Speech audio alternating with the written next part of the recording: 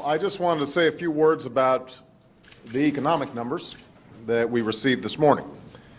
The gross domestic product, or GDP, is a measure of our overall economic growth as a nation.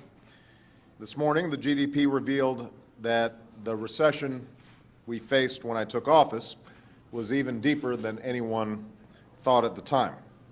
It told us how close we were to the edge. But the GDP also revealed that in the last few months, the economy has done measurably better than we had thought, better than expected. And as many economists will tell you, that part of the progress is directly attributable to the Recovery Act.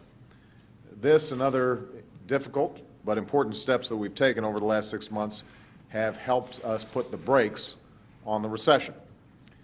We took unprecedented action to stem the spread of foreclosures by helping responsible homeowners stay in their homes and pay their mortgages.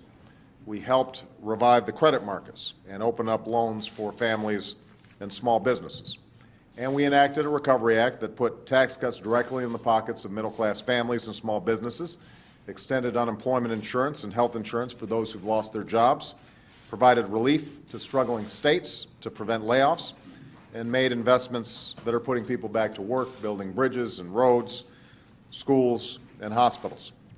Now, I realize that none of this is much comfort to those Americans who are still out of work and struggling to make ends meet. And when we receive our monthly jobs report next week, it's likely to show that we're still continuing to lose far too many jobs. As far as I'm concerned, we won't have a recovery as long as we keep losing jobs. And I will not rest until every American who wants a job can find one. But history does show that you need to have economic growth before you have job growth. And today's GDP is an important sign that the economy is headed in the right direction and that business investment, which had been plummeting in the last several months, is showing signs of stabilizing. This means that eventually businesses will start growing and they'll start hiring again. And that's when it will truly feel like a recovery to the American people. This won't happen overnight. As I've said before, it took us many more months to fully dig ourselves out of a recession that we now know was even deeper than anyone thought. But I will continue to work every single day and take every step that's necessary to make sure that happens. I also intend to make sure that we don't return to an economy where our growth is based on inflated profits and maxed out credit cards, because that doesn't create a lot of jobs. We need a robust growth based on a highly educated, well-trained workforce, healthcare costs that aren't dragging down businesses and families, and clean energy jobs and industries.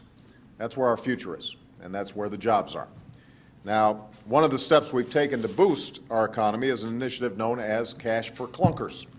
Basically, this allows folks to trade in their older, less fuel-efficient cars for credits that go towards buying fewer, newer, more fuel-efficient cars. And this gives consumers a break, replaces dangerous carbon pollution and our dependence on foreign oil, and strengthens the American auto industry. Not more than a few weeks ago, there were skeptics who weren't sure that this Cash for Clunkers program would work. But I'm happy to report that it has succeeded well beyond our expectations and all expectations, and we're already seeing a dramatic increase in showroom traffic at local car dealers. It's working so well that there are legitimate concerns that the funds in this program might soon be exhausted. So we're now working with Congress on a bipartisan solution to ensure that the program can continue for everyone out there who's still looking to make a trade. And I'm encouraged that Republicans and Democrats in the House are working to pass legislation today that would use some Recovery Act funding to keep this program going, funding that we would work to replace down the road. Thanks to quick bipartisan responses, we're doing everything possible to continue this program and to continue helping consumers and the auto industry contribute to our recovery. So I'm very pleased with the progress that's been made in the House today on the Cash for Clunkers program. I am guardedly optimistic about the direction that our economy is going, but we've got a lot more work to do. And I want to make sure that all the Americans out there who are still struggling, because they're out of work or not having enough work, know that this administration will not rest until the movement that we're seeing on the business side starts translating into jobs for those people and their families. Thank you very much, everybody.